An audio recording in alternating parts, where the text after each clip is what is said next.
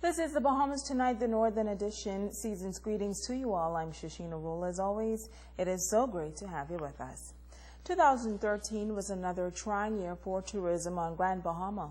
Tourism officials admit that this destination has seen better days, and they believe that brighter days could soon return. Those at the helm say for the past 12 months, they have been laying the foundation to spur growth in the industry, and they predict that it's just a matter of time before they begin to see the fruits of their labor.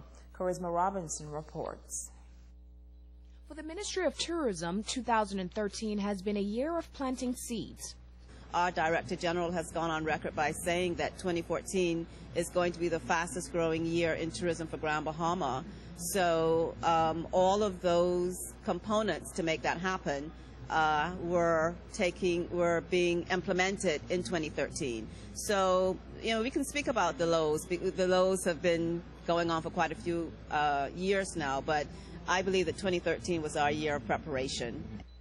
General Manager Betty Bethel says officials are now looking forward to seeing the fruits of their labor despite a series of unfortunate incidents that could potentially impact the industry. Here in Grand Bahama, a number of tourists were robbed, and recently the U.S. Embassy sent out another warning to its citizens after this country's Deputy Prime Minister was robbed in his home.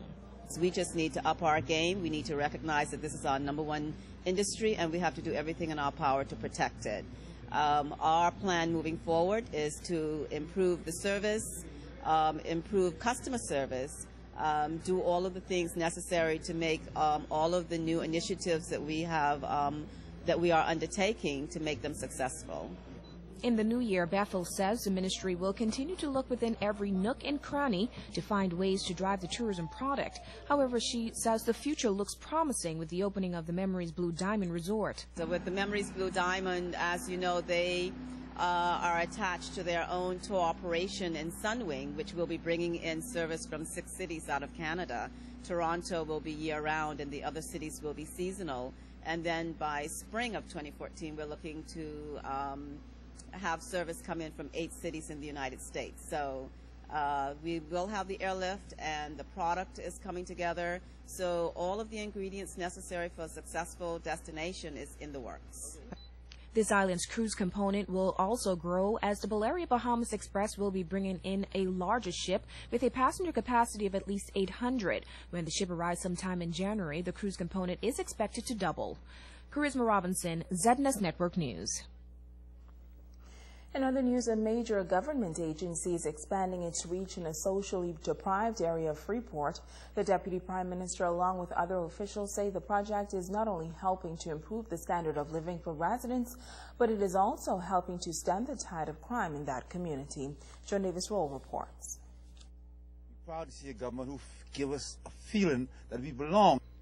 The Deputy Prime Minister leading a delegation into the Colony Club area to view firsthand a major redevelopment project underway by Urban Renewal 2.0 on Grand Bahama.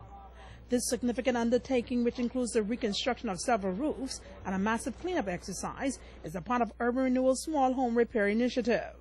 Now, months after the project began, residents say relief has come, and they are singing the praises of the government. The rain always threw my house in a mosquito bite me all the time because the rain is soaking the fly. It can never keep it up as long as it rains. The place is wet. This is the first time in many years that I've seen no rain inside the house. For me, the building isn't finished, but I mean, that's a big step for me, and I'm thankful, like I say again, to the government. I see a lot of people get their roof who had holes in the roof for years, because there's a lot of flat roof around here, so it's hold a lot of water. So it's good to see they get a little piece of A now, to let the water drain. We are been in the struggle for many years trying to get out the slum, And we thank for the government to come through, because it's an honor to see, the Deputy Prime Minister to come through. The minister responsible for works and urban development, the Honorable Philip Brave Davis, says the project is a systematic and strategic approach that should improve the standard of living for many. There's no doubt that a person's surroundings really dictate their own conduct and behavior. If you live in squalor, you obviously sometimes act like you're living in squalor. And so I'm happy to see. I was here about a year and a half ago when Michelle and the minister walked me around here, and I saw the dilapidated state of these properties, and they've taken the right approach. First of all, they're putting roof over their heads, and then they're going in and help to with the interior works as well. So we are happy to be a part of this, and I'm happy, and I'd like to thank the corporate sponsors here in Grand Bahama who has joined hands with our program. The project, which is nearing completion, is already proving to yield substantial benefits. This according to the local Deputy Director of Urban Renewal, Michelle Reckley, and the Minister for Grand Bahama and Member of Parliament for Pine Ridge, the Honorable Dr. Michael Darble. When we came, we were hearing statements like, "You're like everybody else, coming and nothing will happen." So we had a rough beginning, but today, because of the work they have seen, it made it easy. It made people more comfortable. And, you know, we can come into this area at any time. It's easy to sit on the fence and criticize, but when you come in and you lend that assistance, then you see what it is. We know that over the last 4 to 5 months, we have seen a reduction in crime in this particular area, and that is proving to be one of the major beneficial effects of urban renewal on Grand Bahama. Joan Davis-Roll, Saturday Network News. Switching gears now, police over in Abaco have captured a man wanted by officers in Nassau for that armed robbery at the Deputy Prime Minister's residence on December 9th. 29-year-old Jeffrey King, alias Jeffrey Larimore, alias Bongo of Kemp Road, was taken into custody in Abaco around 7:25 this morning. Reports say police acting on information went to an area in Murphytown and arrested King, alias Bongo. Police say the suspect will be transported to New Providence today to the Central Detective Unit office, where he is expected to be charged. And almost 3 months after the murder of 23-year-old Joshua Bullard, police now say they have the suspect behind that killing. Shortly after noon today, 21-year-old Carlos Hamilton of number 109 Grant Avenue was arraigned on murder charges before Magistrate Charlton Smith. Hamilton was not allowed to enter a plea, and he was remanded to Her Majesty's prison. Hamilton is accused of gunning down Joshua Bullard on Bossard Lane on October 12th. Police say Bullard sustained multiple gunshot wounds about the body. Hamilton was represented by attorney Simeon Brown. He is due to return to court in March for the beginning of a preliminary inquiry. And 3 young men remanded to Fox Hill Prison today on charges of armed robbery and conspiracy to commit armed robbery. Carlton Hamilton, age 19 of Lewis Yard, Trevor Reckley Jr., 22 of Hudson Estates, and 22-year-old Tarano DeVoe of Custard Apple Street were all arraigned before Deputy Chief Magistrate Helen Jones on 1 count of conspiracy to commit armed robbery and 2 counts of armed robbery, which occurred on October 7th at Shoreside Investments. They were also charged with attempted armed robbery and conspiracy to commit armed robbery. That incident reportedly occurred on Monday, December 23rd at Shoreside Investments. The trio wasn't allowed to enter a plea. A preliminary inquiry will commence on April 22nd. Hamilton and Tarano DeVoe were represented by attorney Simeon Brown, and Trevor Reckley Jr. was represented by attorney Kendall Knowles.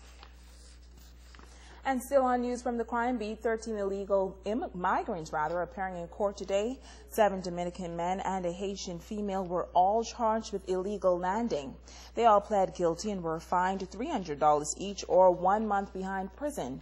A male and female from Brazil and a female from Ecuador were also hauled before the court. They were charged with overstaying their time in the Bahamas. They were fined $500 or 1 month in jail.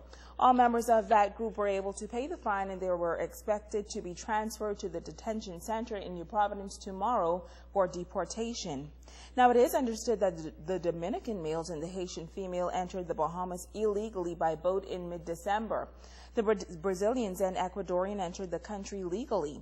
Immigration officials tell us that they were all found in a safe house in Lucaya on Tuesday night. 2 Bahamians were taken into custody and are assisting with this investigation. Now, in the 8 Mile Walk court today, an American and Moroccan were charged with illegal landing. They are also expected to be transported to the detention center in the capital. Stay with us. The Bahamas Tonight, the Northern Edition, continues right after this.